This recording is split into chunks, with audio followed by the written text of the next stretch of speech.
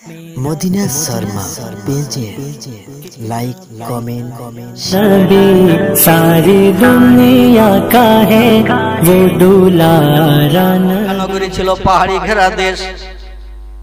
পূর্বে যা ছিল এখনো তাই আছে।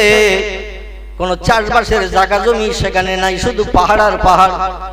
এক রশি দূরে পাহাড়, দু রশি দূরে পাহাড়, হাফ কিলোমিটার দূরে পাহাড়, 1 কিলোমিটার দূরে পাহাড়। পাহাড়ের পাদদেশে অল্প একটি জায়গা খালের মতো বেয়ে চলে গেছে। চাষবাস কিছু হতো না, ফসলা দিয়ে হতো না। ও দেশের মানুষেরা অধিকাংশ সব ব্যবসা করতে সিরিয়ায় যেত, ব্যবসা করতে তারা ইয়ামানে যেত। বিভিন্ন দেশে যে বাজার থেকে পাইকারি মাল কিনে, যেমন আমাদের বসিরহাট ইসামতি নদীর ধারে ভোরবেলা ওখানে পাইকারি মালের বাজার হয় না, ডকঘাট। পাইকারি বাজার থেকে মাল কিনে নিয়ে খুচরো বাজারে মাল বিক্রি করলে যে দামে কেনে তার থেকে একটু বেশি দামে বিক্রি করে না। বেশি দামে বিক্রি করলেই যা মুনাফা হয় তাতেই সংসারটা নির্বাহ হয়, ভালো চলে। তাই পাইকারি বাজার থেকে মাল কিনে নিয়ে খুচরো বাজারে বিক্রি করে 1 মাস, 1.5 মাস, 2 মাস থাকতো বিদেশে থেকে, পয়সা করে উপার্জন করে নিয়ে আবার তারা বাড়ি ফিরতো, বিবি বাচ্চা নিয়ে সংসার যাপন করতো। আবার যারা ব্যবসা করতে জানতো না, নবীজির পিতৃপুরুষেরা ছিল সব ব্যবসায়ী, এই জন্য আরবি ভাষা এদের বলা হয়েছে কোরাইশ। কি নাম? বিশ্ব নবী কোন গোত্রে জন্মগ্রহণ করেছেন? ইনি জন্মগ্রহণ করেছেন কোরাইশ গোত্রে।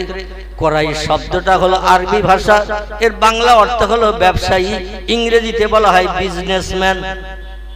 অধিকাংশ বিশ্ব নবীর আপনজনেরা এরা ব্যবসা করতে বিদেশে যেত। আবার যারা ব্যবসা করতে জানতো না, তারা উট ভাড়া, বকরি, দুম্বাগুলো মাঠে চড়িয়ে চড়িয়ে, বড় বড় ধনী ব্যক্তিদের উট ভাড়া দুম্বাগুলো চড়িয়ে চড়িয়ে তাদের সন্ধ্যার আগে তাদের ঘরে এনে পৌঁছে দিত। সকালবেলা আবার উট ভাড়া দুম্বাগুলোর গলার দড়ি খুলে দিয়ে দল বেঁধে হাতে ছড়ি নিয়ে ডান্ডা নিয়ে মাঠে ময়দানে খাওয়াতে নিয়ে যেত। আমার ভাইরা আব্দুল মুত্তালিব গরিব মানুষ ছিলেন পূর্বে, উনি বড় অবস্থা সম্পন্ন ব্যক্তি ছিলেন না। সংসার নির্বাহের জন্য মুত্তালিব বলে একটা লোক ছিল মক্কা নগরীতে, ধনী লোক। কি লোক? মুত্তালিব নামের একটা ধনী লোক ছিল মক্কা নগরীতে। তার উট ভাড়া দুম্বাগুলো চড়ানোর জন্য, যেমন আমাদের দেশে দক্ষিণ 24 পরগনার দিকে অনেকে রাখালগিরি করে না, বাড়িতে 10টা 20টা দেখবেন ভেড়া থাকে, ছাগল থাকে, মহিষ থাকে, আছে না দক্ষিণ 24 দিকে? এইগুলো নিয়ে মাঠে রাখালরা চড়াতে নিয়ে যায়, চড়িয়ে বাড়ি নিয়ে আসে। মক্কা নগরীতে অধিকাংশ গরিবের সন্তানেরা ধনীদের উট ভাড়া দুম্বাগুলো নিয়ে চড়াতে নিয়ে যেত। লোকটির নাম ছিল মুত্তালিব। এই মুত্তালিবের বাড়ি রাখালগিরি করতে নবীজির দাদা গিয়েছিলেন, এই জন্য তার নামকরণ করা হয়েছিল আব্দুল মুত্তালিব। কি নাম বললাম? তার নামকরণ করা হয়েছিল আব্দুল মুত্তালিব। আরবিতে আব্দুল মানে হলো গোলাম, চাকর, মানদার। আর মুত্তালিব বলে একটা লোক ছিল ধনী মানুষ, তারই গোলামগিরি, চাকরগিরি, মানদারগিরি করত। আর অনেকদিন কারো বাড়ি কাজ করলে দেখবেন সেই লোক তার গোলাম, মানদার, চাকর বলে, এই অমুকের বাড়ির গোলাম, অমুকের বাড়ির চাকর, অমুকের মানদার, একটু শোন, বলে না? এই জন্য তার নামকরণ করা হয়েছিল আব্দুল মুত্তালিব। আব্দুল মানে হলো গোলাম, আর মুত্তালিব ছিল মক্কার একজন ধনী ব্যক্তি। এই ধনী ব্যক্তির গোলাম হিসাবে দেশের মানুষের কাছে পরিচিতি লাভ যখন করলো, নামটাই দেশে প্রচলিত হয়ে গেল। নবীজির দাদার নাম আব্দুল মুত্তালিব, কিন্তু তার আসল নাম ছিল কি মনে আছে? তাও হয়নি, একটুখানি আগেই বলেছি, মগজে ভালো ঢোকেনি। আমার ভাইরা, তার নাম ছিল সাইবাতুল হামদ। কি নাম? আরেকবার বলবো, তার নাম ছিল সাইবাতুল হামদ। এটা হলো তার আসল নাম। মনে থাকবে তো নাকি? আলহামদুলিল্লাহ। আমার ভাইরা, যেটা আমি আপনাদের কাছে বলতে চাইছিলাম, আব্দুল মুত্তালিবের 10টি ছেলে ছিল। 10টি ছেলের ভিতরে একটা ছেলে যৌবন বয়সে, বিবাহের মাত্র 6 মাস, মতান্তরে 4 মাস। বর্ণনাকারীরা 2 রকম তথ্য দিয়েছেন, সিরাতে হালাবিয়া, সাউসিয়াত, সিরাতুন নবী, এরকম। আমার সিরাতে ইবনে হিশাম, বিভিন্ন বিশ্ব নবীর জীবনী গ্রন্থ সিরাতের কিতাবে লেখকেরা 2টি তথ্য দিয়েছেন। একটি তথ্যে বলা হয়েছে মুহাম্মদ রাসূলুল্লাহ জন্মের 6 মাস আগে বাবা মারা গিয়েছিল। আবার কোন বর্ণনায় বলা হয়েছে 4 মাস। যাই হোক, আমি যেটা আপনাদের কাছে বলতে চাইছি সেটি হলো এই বিবাহের পরে 6 মাস সংসার করার পরে আমিনার রেখে আব্দুল মুত্তালিব এই আব্দুল্লাহ যখন ব্যবসা করতে ভাইদের সঙ্গে সিরিয়া দেশে গিয়েছিল, যে ব্যবসা করে অনেক টাকা লাভ করে নিয়ে যখন ঘরে ফিরছেন, আমার ভাইরা মদিনা থেকে, মদিনার পূর্ব নাম ছিল ইয়াসরিব। কি নাম? মদিনার পূর্ব নাম ছিল ইয়াসরিব। পয়গম্বর মুহাম্মদ রাসূলুল্লাহ 13 বছর মক্কা নগরীতে দ্বীনের দাওয়াত যখন দিলেন, তখনও ইয়াসরিবের নাম ইয়াসরিব ছিল, মদিনার পূর্ব নামই বহাল ছিল। 13 বছর দ্বীনের দাওয়াত দেওয়ার পর রাসূল যখন মক্কাবাসীদের অত্যাচারে অতিষ্ঠ হয়ে গেলেন, পাথর খেয়ে খেয়ে সারা দেহটা রক্তে লাল হয়ে গেল।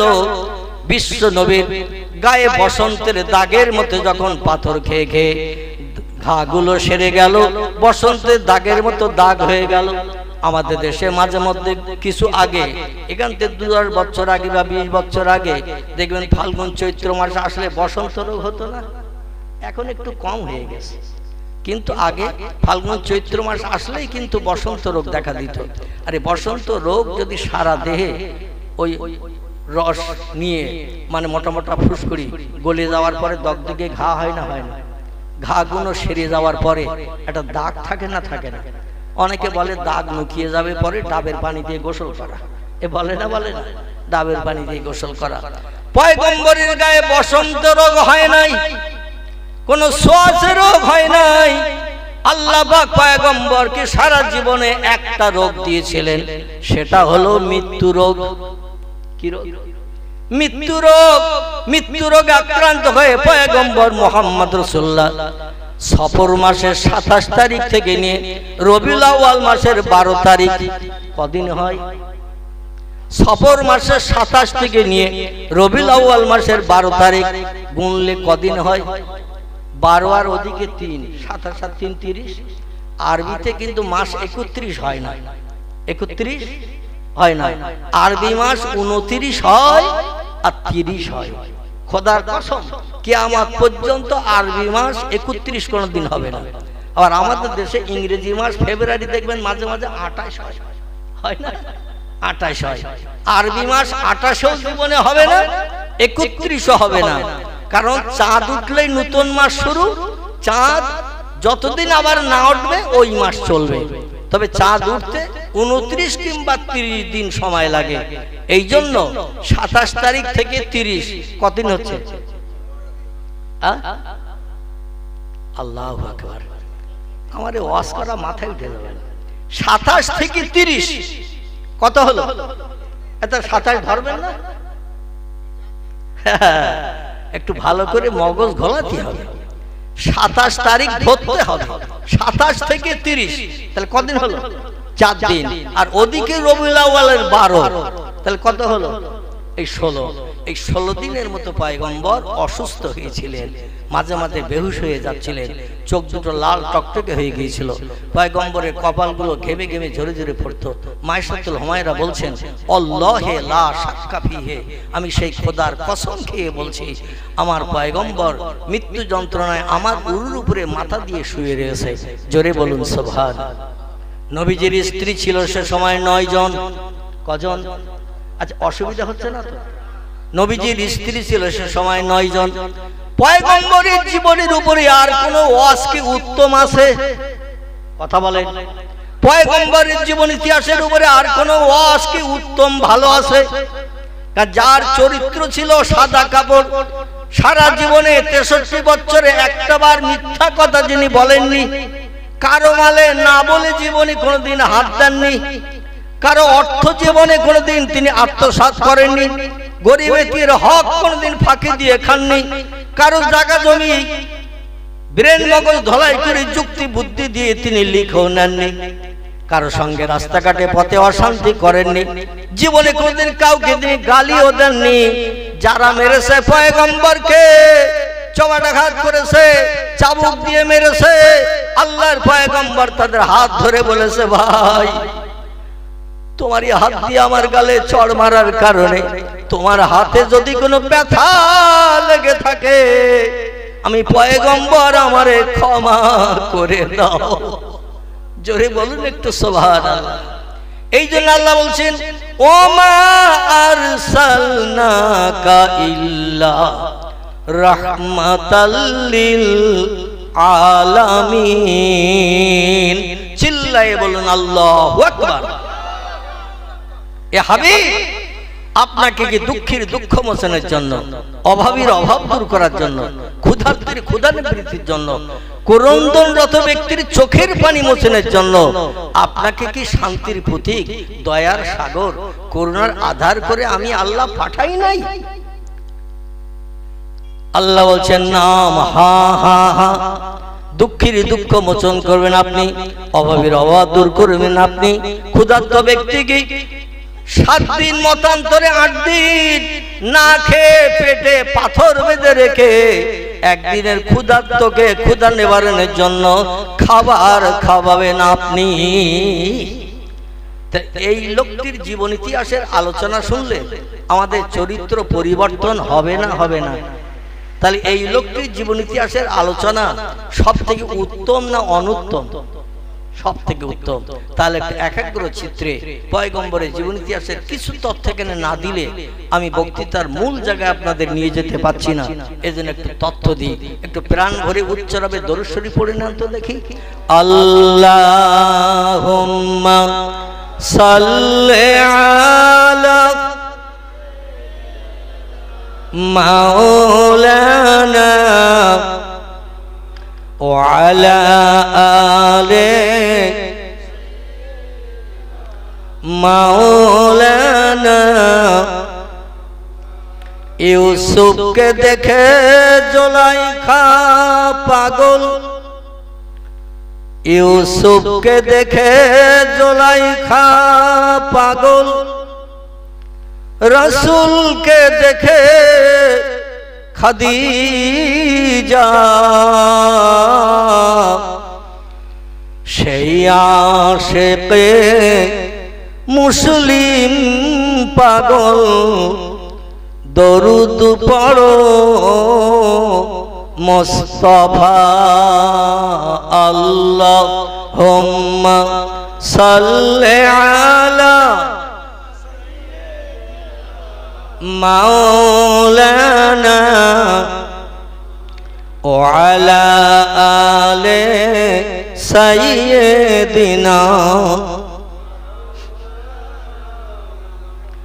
কাজ করিতে গেলেন নবী, কাজ করিতে গেলেন নবী, মা খাদিজার বাসায়। রাসূল প্রেমে মুগ্ধা হলেন, পরকালের আশায়। আল্লাহুম্মা সাল্লি আলা মাওলানা ওয়ালা আলে মাওলানা। যেখানে তাস খেলা হয়, 4 জন মিলে 4 কোণায় বসে তাস খেলা করে, ওরা কবার দরুদ শরীফ পড়ে খেলা শুরু করে? একটু কথা বলতে হবে একবার। আচ্ছা, যেখানে ক্যারাম বোর্ড খেলা হয়, ঘোড়ার মতো দাঁড়িয়ে দাঁড়িয়ে শুধু গুটিতে অ্যাকশন করে, করে না? করে না? দাঁড়িয়ে দাঁড়িয়ে ক্যারাম বোর্ড খেলতে হয় না বসে বসে? ঘোড়া যেমন দাঁড়িয়ে খায়, দাঁড়িয়ে ঘুমায়, দাঁড়িয়ে পেশাব, দাঁড়িয়ে পায়খানা, এটা হলো ঘোড়ার আজন্মকালের ট্রেনিং।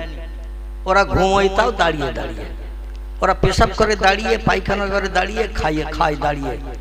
এক ধরনের খেলা বেরিয়েছে, তার নাম ক্যারাম খেলা। খেলা ক্যারাম বোর্ড। ও দেখবেন ওই রকম ঘোড়ার মতো দাঁড়িয়ে দাঁড়িয়ে ঘন্টার পর ঘন্টা শুধু অ্যাকশন করতেছে, এধারে গুটি ওধারে, ওধারে গুটি এধারে। আচ্ছা, ওই ক্যারাম বোর্ড খেলার সময় বা মাস পজিশনে কেউ হেরিটেজে যাচ্ছে তো 3 বার দরুদ শরীফ পড়ি নাই না তো নাকি?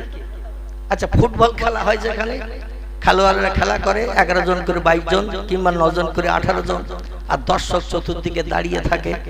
এরা খেলোয়াড় এবং দর্শক ওরা কবার দরুদ শরীফ পড়ি? প্রথম বলে লাথি মারে সেন্টার ফরওয়ার্ডে, একবারও না। তাহলে দরুদ শরীফ পড়া কোনো জায়গায় হয় না, ভিডিও হয়, যাত্রা হয়, সার্কাসে যায়, সেখানেও কি দরুদ শরীফ পড়া যায়? পড়ার সুযোগ হয়?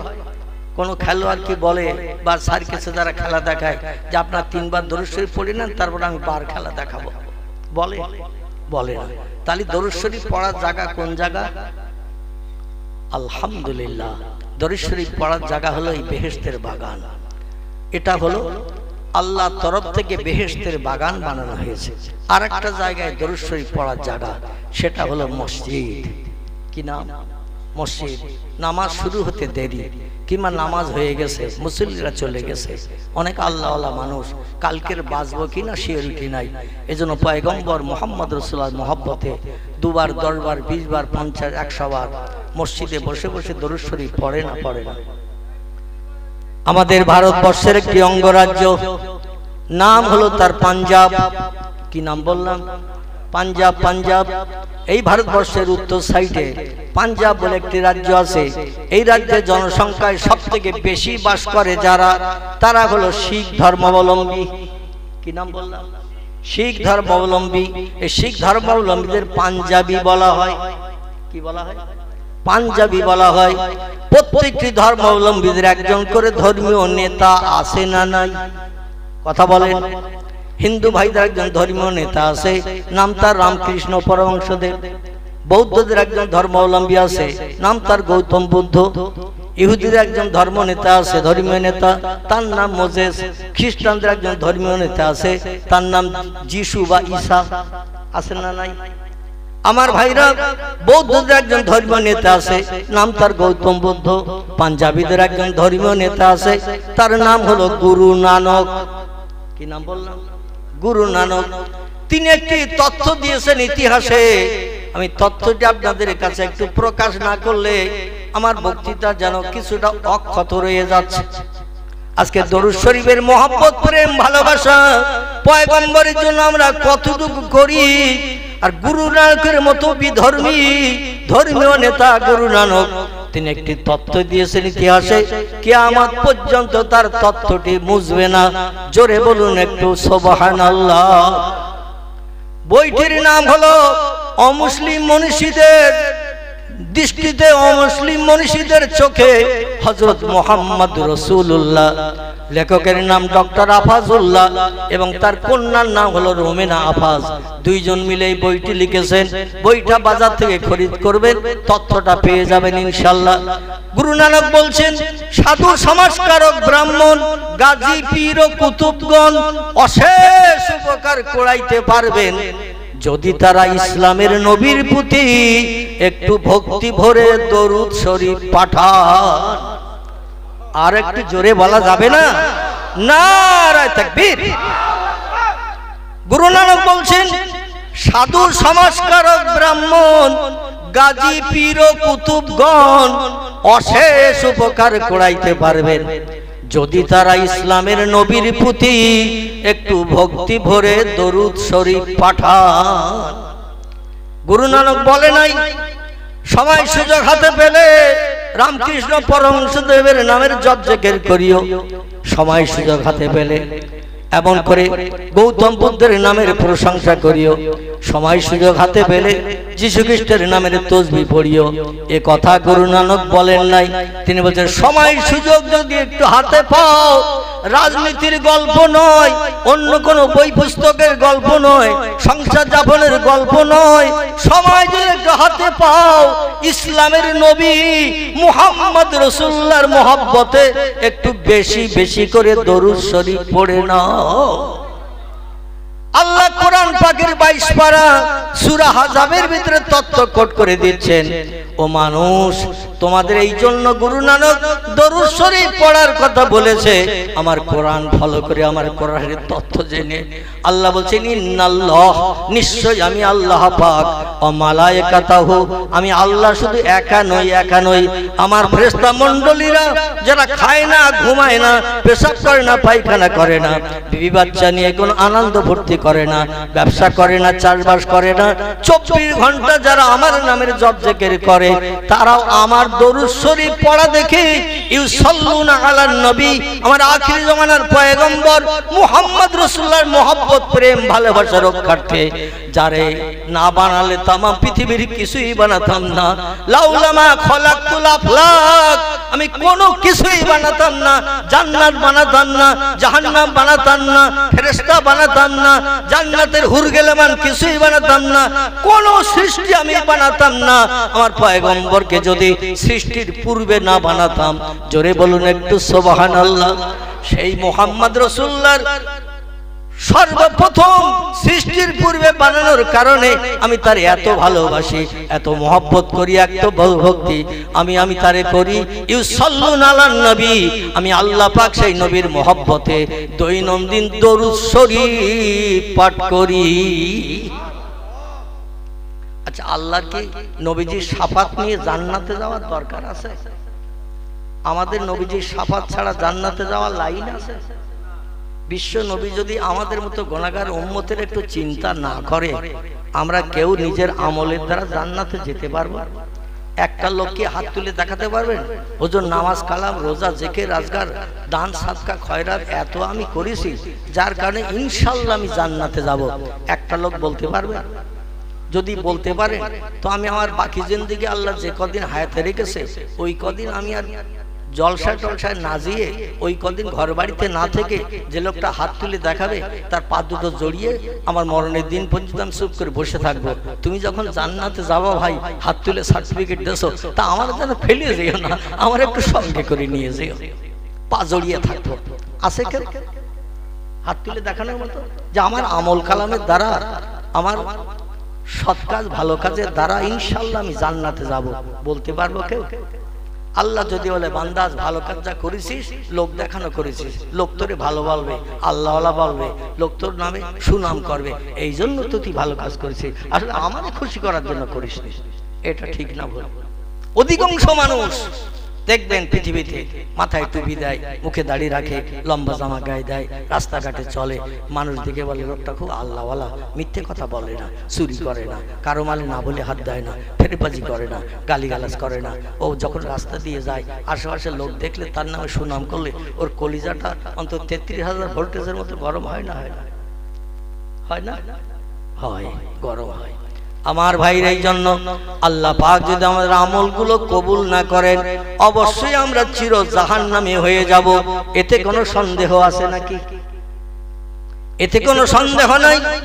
আল্লাহ বলছেন ইন্নাল্লাহ, নিশ্চয় আমি আল্লাহ পাক, ও মালাইকাতাহু, এবং আমার ফেরেশতা মণ্ডলীরা, আমি শুধু একা নই, আমার সঙ্গে আমার ফেরেশতারা, ইউসাল্লুনা আলান নবী, আমার আখিরি জামানার পয়গম্বর মুহাম্মদ রাসূলুল্লাহর মহব্বত প্রেম ভালোবাসা রক্ষার্থে তার আচার ব্যবহার আখলাক দেখে ফেরেশতারাও পর্যন্ত মুহাম্মদ রাসূলুল্লাহর মহব্বতে দৈনন্দিন দরুদ শরীফ পড়ে থাকে।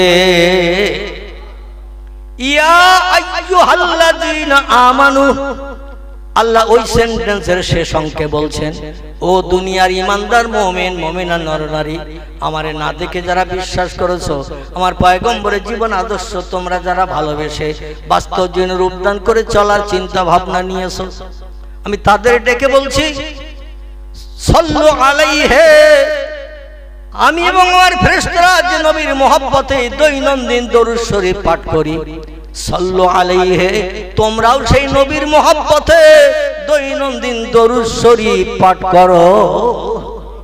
জোরে বলুন একটু সুবহান।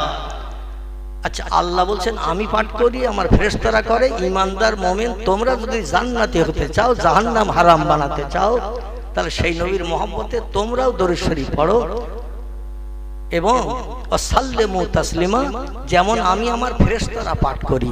জোরে বলুন একটু সুবহান। আচ্ছা, আল্লাহ নির্দেশ দিলেন আমাদের নবীর মহব্বতে দরুদ শরীফ পড়তে। দরুদ শরীফ পড়লে লাভ না লস? সবাই একমত, দ্বিমত কেউ নেই। যে সে লোকটা মারা গেছে 1450 বছর আগে, কবরে কবরস্থ হয়েছে, মাটির সঙ্গে মিশে গেছে, পোকামাকড় খেয়ে গেছে, হাড় হাড্ডি পচে গেছে, নাউজুবিল্লাহ। জোরে বলুন নাউজুবিল্লাহ। বর্তমান যুগে কিছু দলমতপথের মানুষের আবির্ভাব হয়েছে না? কিছু দলমতপথের আবির্ভাব পূর্বে ছিল না। কিছুদিন ধরে কিছু দলমত পথের আবির্ভাব হয়েছে। আহলে হাদিস বলে একটা দল আছে, আমার ভাইরা, লামজাবি আহলে হাদিস একটা দল আছে, এমন করে কাদিয়ানি বলে একটা দল আছে, মাঝ ভান্ডারি বলে একটা দল আছে, বিভিন্ন দল আছে। বাংলাদেশে মুসলমানদের ভিতরে দল আছে প্রায় 85টির মতো। কটা বললাম? 85টার মতো ইসলামী দল আছে বাংলাদেশে, মানে গায়ে গায়ে দল। আমাদের দেশে তবু একটু কম। আমাদের দেশে বেরেলি আছে, সুন্নি আছে, আহলে হাদিস আছে, তবলিগি আছে, আছে না? আছে। তো যেটা আমি বলতে চাচ্ছিলাম, কিছু দলমত পথের মানুষ বলে মোহাম্মদ হলো কাদামাটির তৈরি, আমরাও হলো কাদামাটির তৈরি। অতএব কাদামাটির মানুষ মারা গেলে, মাটির তৈরি মানুষ মারা গেলে মাটির সঙ্গে মিশে যায়। মোহাম্মদ কাদামাটির তৈরি, মরে গেছে, মাটির সঙ্গে মিশে গেছে। একটু জোরে বলা যাবে না? সুবহানাল্লাহ বলবে? সব জায়গায় সুবহানাল্লাহ চলবে না, স্টপেজ দিতে হবে। আমার ভাইরা, সুখবর শুনলে সুবহানাল্লাহ, দুঃখের খবর শুনলে ইন্না লিল্লাহ। ঠিক না ভুল? দুঃখের খবর শুনলে ইন্না লিল্লাহ, বিপদ আমাদের খবর শুনলে কিন্তু বলতে হবে আপনাকে আল্লাহর নামের উপরে প্রশংসা করে নিতে হবে। এখানে বলতে হবে নাউজুবিল্লাহ। কি নাম? নাউজুবিল্লাহ।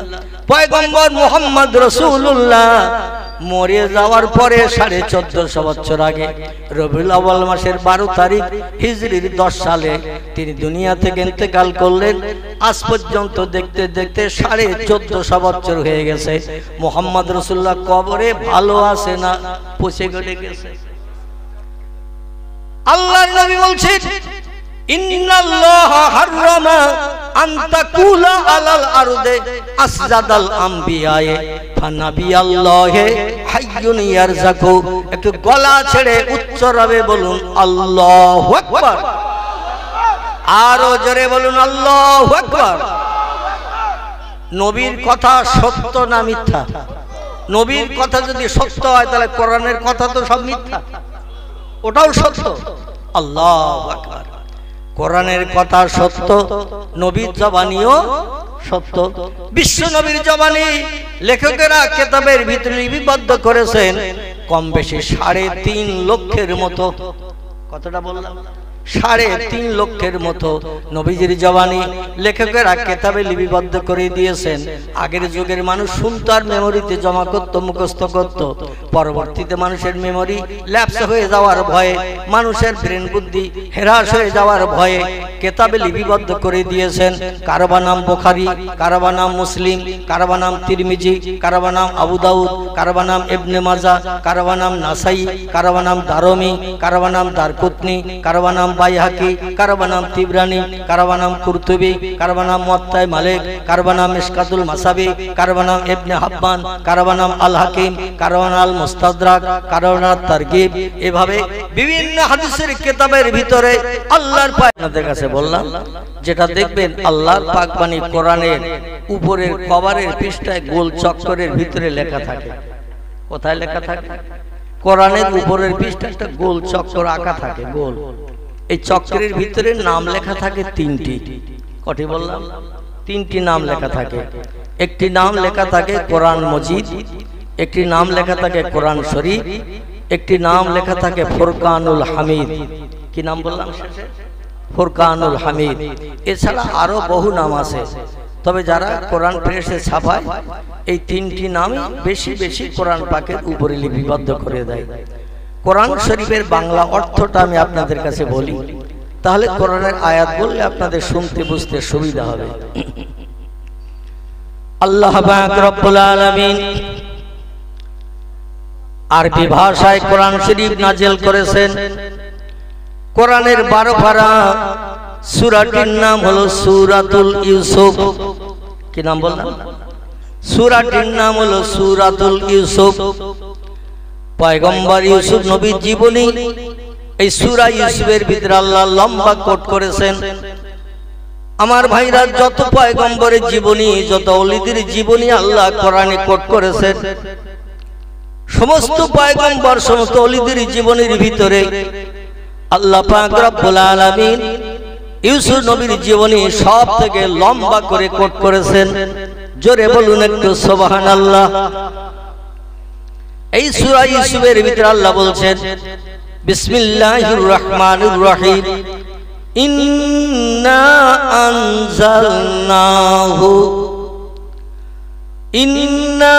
আনজালনাহু কুরআনান আরাবিয়্যাল লাআল্লাকুম তাআকিলুন।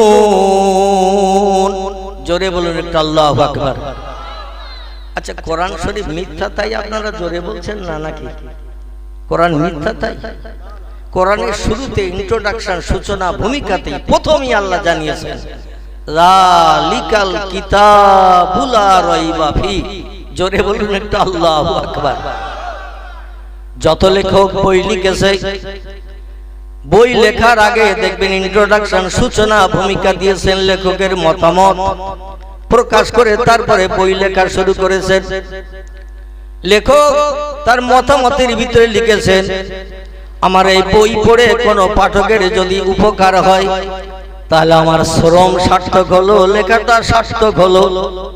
তবে আমার এই লেখার ভিতরে কোনো পাঠকের নজরে যদি কোথাও কোনো ভুল ভ্রান্তি ধরা পড়ে আমাকে একটু অবগত করিয়ে দেবেন। ফোন নম্বর দেয়া থাকে, পরিচয় দেয়া থাকে, গ্রামের নাম, নিজের নাম, পরিচয় দেয়া থাকে। যদি কোথাও আপনাদের পড়ার ভিতরে আমার এই লেখার ভিতরে কোনো ভুল ত্রুটি নজরে পড়ে তাহলে আমাকে একটু জানিয়ে দেবেন। পরবর্তী সংস্করণে আমি ভুল সংশোধন করে আমার লেখা পুস্তকটার সৌন্দর্য আরো শ্রীবৃদ্ধি করব, কলেবর শ্রীবৃদ্ধি করব। জোরে বলুন একটু আমিন। এমন কোন লেখক পৃথিবীতে নাই যারা বই লেখার আগে মতামত প্রকাশ করে নাই, ভূমিকা লেখে নাই। আর প্রত্যেকটি লেখক বলেছে আমার লেখার ভিতরে আপনাদের পড়ার সময় যদি কোনো ভুল নজরে ধরা পড়ে আমাকে জানিয়ে দেবেন।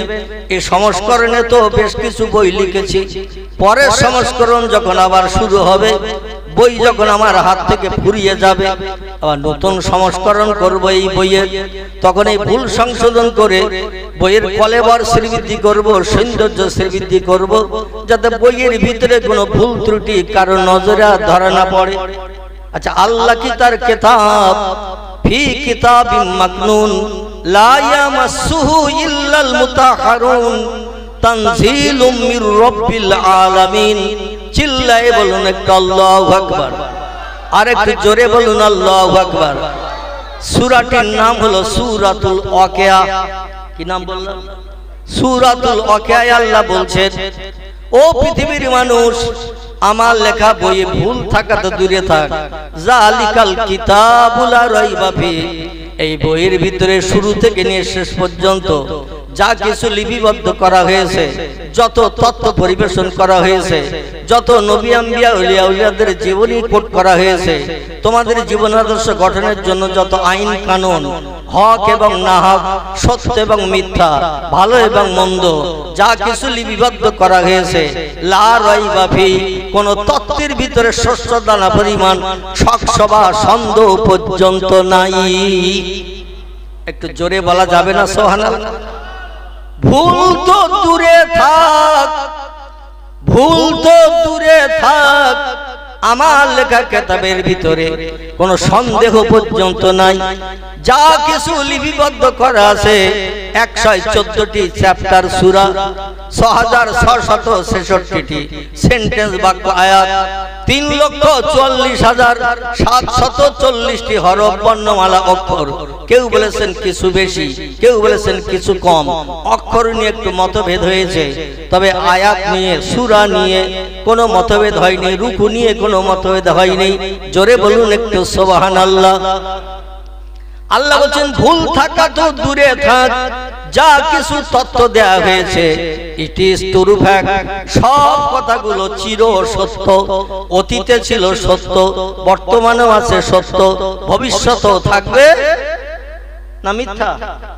পৃথিবীর বিজ্ঞানীরা যত উন্নত শিখরে পৌঁছাক না কেন, বিজ্ঞান, ইঞ্জিনিয়ার, ডাক্তার, মাস্টার, ভূতত্ত্ববিদ, ঐতিহাসিক, ভৌগোলিক, যত ধরনের মানুষ পৃথিবীতে আবিষ্কার হোক না কেন, আবির্ভাব হোক না কেন, আমার কোন একটা ভুল কিয়ামত অবধি কেউ বার করতে পারবে না।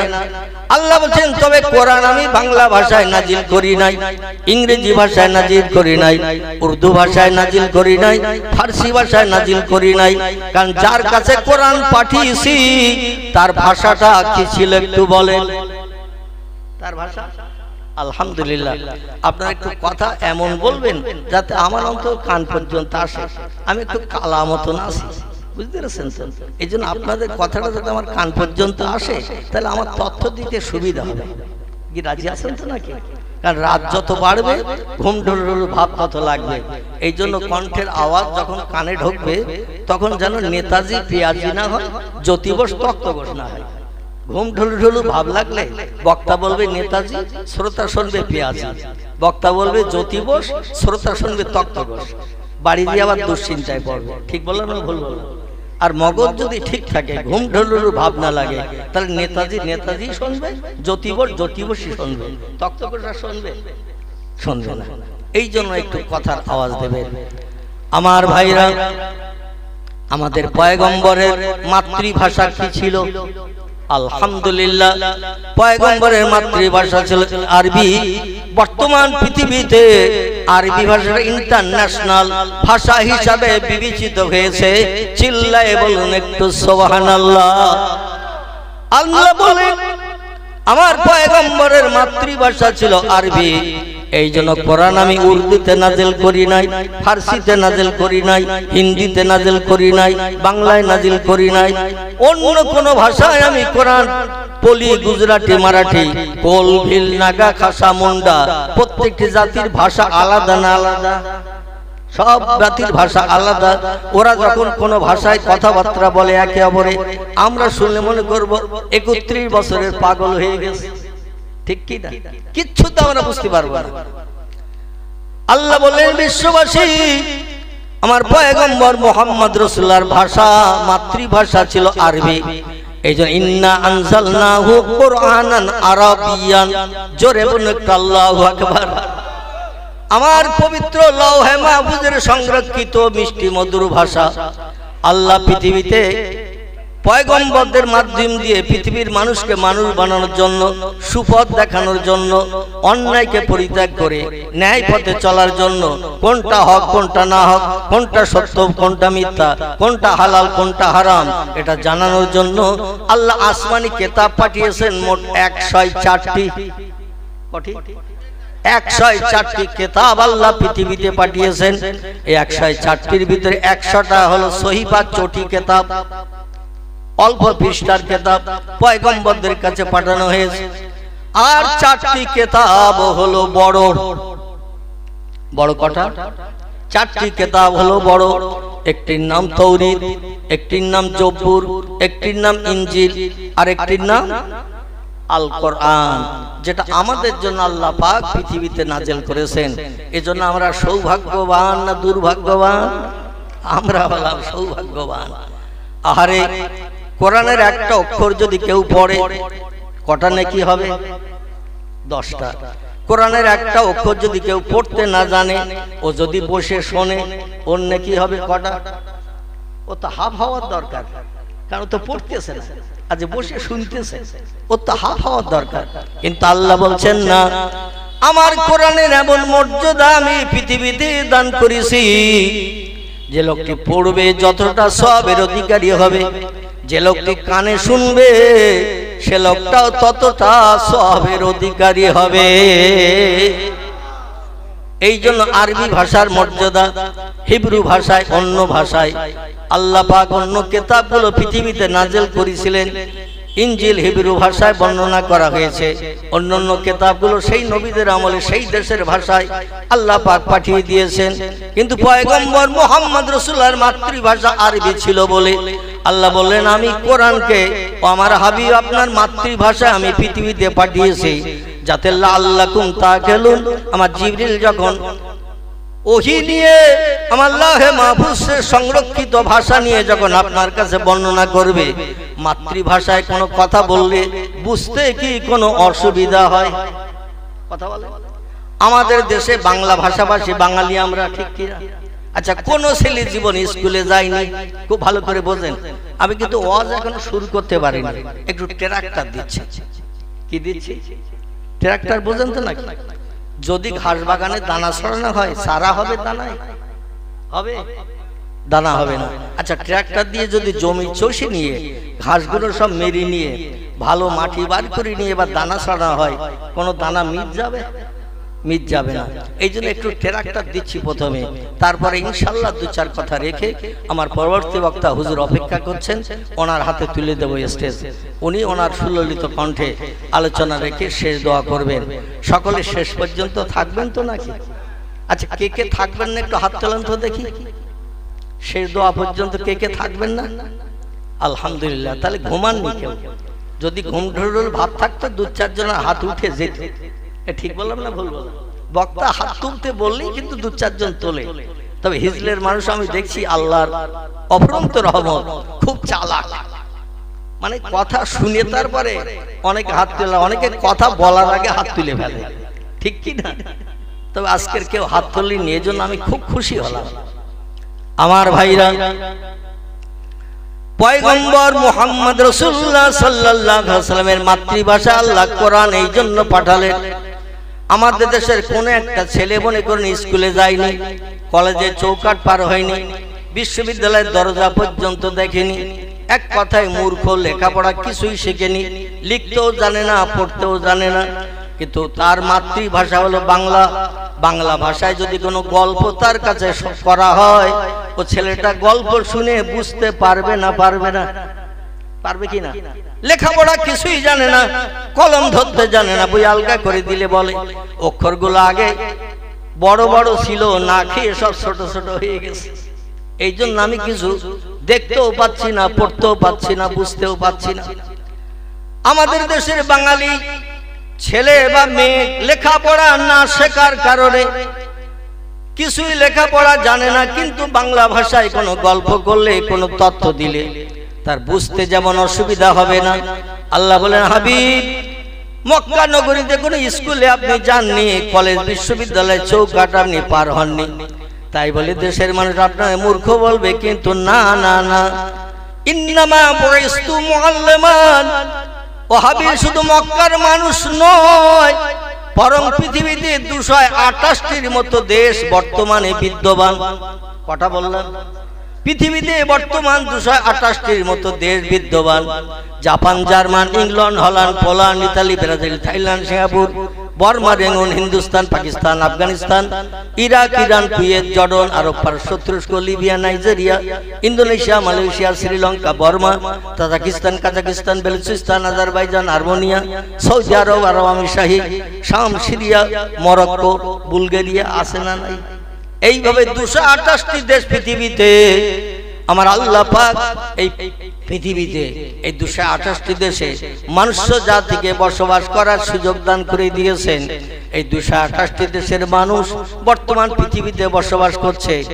কোন দেশে এমন নাই যে ওই দেশে মুসলমান নাই। অনেক দেশে হিন্দু নাই, অনেক দেশে জৈন নাই, অনেক দেশে শিখ নাই, অনেক দেশে ইহুদি নাই, অনেক দেশে খ্রিস্টান নাই, অনেক দেশে কোল নাই, অনেক দেশে ভিল নাই, অনেক দেশে নাগা নাই, অনেক দেশে খাসা নাই, অনেক দেশে মুন্ডা নাই, অনেক দেশে আর্য নাই, অনেক দেশে আদিবাসী নাই। কিন্তু মুসলমান এমন একটি জাতি, তাম বিশ্বের 228টি দেশে, সব দেশে মুসলমান বসবাস করছে বর্তমান। একটু চিল্লাই বলুন সুবহানাল্লাহ, নারায়ে তাকবীর। এই মুসলমানদের নেতা করে যারা পৃথিবীতে পাঠালেন, আল্লাহ বললেন দুনিয়ার কোন স্কুল কলেজে পড়ার দরকার আপনার হবে না। তাই বলে পৃথিবীর মানুষ যেন আপনার মূর্খ ধারণা না করে। ইন্নামা বুইস্তু মুআল্লিমান, আমার আসমানি জ্ঞান দিয়ে আপনারা জ্ঞানান্বিত করে তাম পৃথিবীর সব দেশের মানুষের শিক্ষক করে আমি আল্লাহ পাক আপনাকে পৃথিবীতে প্রেরণ করেছি। জোরে বলুন একটু সুবহানাল্লাহ। আল্লাহ বলছেন, হাবিব আপনি বলে দিন, ইন্নামা বুইস্তু মুআল্লিমান, তাম বিশ্ববাসীর শিক্ষক হয়ে, টিচার হয়ে, প্রফেসর হয়ে, অধ্যাপক, অধ্যক্ষ রক্ষক হয়ে আমি মুহাম্মদ পৃথিবীতে এসেছি। আমার মতো জ্ঞান অতীতে কারো ছিল না, বর্তমানে নাই, ভবিষ্যতে কোনো নাতি নাতকুড়ে হবে না। এখন বর্তমান যুগের কিছু বিজ্ঞানীরা, দার্শনিকেরা, ইঞ্জিনিয়াররা, ডাক্তাররা, মাস্টাররা, ভূতত্ত্ববিদেরা, ঐতিহাসিকেরা, ভৌগোলিকেরা তারা বলছেন মুহাম্মদ লেখাপড়া কিছু জানতো না, নাউজুবিল্লাহ, এজন্য মুহাম্মদ ছিল মূর্খ। জোরে বলুন একটু নাউজুবিল্লাহ। আচ্ছা, রসুল যে বললেন আমি তামাম বিশ্ববাসীর শিক্ষক, কথাটা নবী বাস্তবে প্রমাণ না করা পর্যন্ত এই যুগের মানুষ মেনে নেবে? মেনে নেবে? বলে কথা তো কত লোক কত রকম বলে, অনেকে ওয়াদা করে ভঙ্গ করে, অনেকে অনেক বড় বড় কথা বলে, কাজের সময় তারে খুঁজে পাওয়া যায় না। বিশেষ করে রাজনৈতিক নেতা যারা, একটুখানি না বললে নয়, রাজনৈতিক নেতা যারা ইলেকশনের আগে এইরকম স্টেজে দাঁড়িয়ে কত আশ্বাস জনগণের দেয় না, এটা করব, ওটা করব, এটা দেব, ওটা দেব, অমুক করব, তমুক করব, তোমাদের একেবারে সোনার থালায় ভাত খাইয়ে দেব। আচ্ছা, ইলেকশন যাই হয়ে যায়, এমপি হয় যিনি, তার আর খোঁজ পাওয়া যায়? হিজলে গ্রামে আসবে আর কোনোদিন? এমপি এমএলএ হয়তো বাড়ির কাছাকাছি লোক, সেজন্য মাঝে মধ্যে হয়তো রাস্তা দিয়ে যায়, কিন্তু যে এমপি হয় 7টা থানা মিলে ভোট নিয়ে উইনার হয়ে এমপি হয়েছে, ও তো কত আশ্বাস দিল ভ্যাবলা হাই স্কুল মাঠে, বসিরহাট বিএসএস মাঠে, এরকম বড় বড় মাঠে আশ্বাস দেয় তোমাদের এই করব সেই করব, আমার একটু ভোট দিয়ে জিতিয়ে দিও। আচ্ছা, বলিয়ে চলে যায়, ভোটে জেতার পরে আর আসে জনগণের কি সুবিধা অসুবিধা দেখার জন্য? বল। কিন্তু রসুল বলছেন আমি তামাম বিশ্ববাসীর শিক্ষক। কেমন শিক্ষক? মানুষ যদি যাচাই করতে না পারে তাহলে শিক্ষক হিসাবে মানবে? কথা বলে মানবে না। মক্কার মানুষ দেখে বলে মুহাম্মদ তুমি কেমন আমাদের নেতা সেজেছো, জন্মের আগে তুমি বাপ হারিয়েছো। খুব ভালো করে শোনো, জন্মের আগে তুমি বাপ হারিয়েছো। ও মুহাম্মদ 4 বছর বয়সে তায়েফ থেকে মক্কা নগরীতে মায়ের কাছে ফিরে এসেছো। 6 বছর কাল অতিবাহিত হতে না হতে মায়ের করে, মায়ের স্নেহে 2 বছরের মতো লালিত পালিত হওয়ার পর তুমি তোমার মা জননী আমিনাকেও তুমি হারিয়েছো। 8 বছর 6 মাস 16 দিন বয়স পর্যন্ত তুমি মা হারানোর পরে দাদা আব্দুল মুত্তালিবের কাছে তুমি লালিত পালিত হয়েছে। কার কাছে? বাপ তো জন্মের আগে মারা গেল, মা 6 বছর বয়সে মারা গেল। রাসূল বাপ মা হারা এতিম যখন হলেন, দাদার কাছে লালিত পালিত হলেন। কারণ মুহাম্মদের আহা বলার কেউ নাই, দুঃখ দেখার কেউ নাই, মুহাম্মদের কোলে তুলে নেওয়ার কেউ নাই। আব্দুল মুত্তালিব 6 বছর বয়স থেকে নিয়ে 8 বছর 4 মাস 16 দিন, কত বললাম? 8 বছর 4 মাস 16 দিন আব্দুল মুত্তালিব পয়গম্বরের লালন পালনের দায়িত্ব নিল। আব্দুল মুত্তালিব বৃদ্ধ মানুষ ছিল। এই 8 বছর 4 মাস 16 দিন যখন নবীজির বয়স হলো, আব্দুল মুত্তালিব দুনিয়া থেকে বিদায় নিয়ে নিল। তাহলে নবীজির আপনজন আর কেউ আছে? আপনজন আর কেউ নাই। কিন্তু আপনজন ছিল রক্তের সঙ্গে সম্পর্কওয়ালা 9 জন চাচা। কয়জন? 9 জন চাচা। কারো নাম হারেস, কারো নাম মুকাবিম, কারো নাম হামজা, কারো নাম আব্বাস, কারো নাম আবু তলেব, কারো নাম আব্দুল্লাহ, কারো নাম আবু লাহাব। এরা ছিল বিশ্ব নবীর আপন চাচা। আচ্ছা, আবু জেহেল কে বলুন তো? আলহামদুলিল্লাহ, আমার খিদিরপুর মসজিদের মুয়াজ্জিন সাহেব তথ্যটা দিয়ে দিয়েছে। কারণ মাঝে মধ্যে আমার একটু বক্তব্য রাখতে হয়, তো এই কারণে অনেকে ব্রেন মগজে ঢুকিয়ে রেখেছে। কিন্তু অনেকে জানেন যে আবু জেহেল নবীজির আপন চাচা, অনেকে জানেন কিনা? কিন্তু আসলে আবু জেহেল নবীজির আপন চাচা নয়। কারণ নবীজির চাচা তারা আব্দুল মুত্তালিবের ছেলে যারা, ঠিক না ভুল? কারণ আব্দুল মুত্তালিব ছিল দাদা, দাদার ঔরসে যত ছেলে জন্ম নিয়েছে এরা ছিল ভাইতে 10 জন, এরা ছিল আপন চাচা। আবু জেহেলের বাবার নাম ছিল হেশাম। কি নাম বললাম? নবীজির দাদার নাম ছিল আব্দুল মুত্তালিব, তার আরো পূর্বের নাম ছিল সাইবাতুল হাম। কি নাম বললাম? সাইবাতুল হাম। এটা আব্দুল মুত্তালিবের বাল্যকালের প্রথম কুনিয়াতি নাম রাখা। পরবর্তীতে আব্দুল মুত্তালিব নাম এই জন্য হলো, মক্কা নগরীতে কোনো ফসল আদি কিছুই হতো না।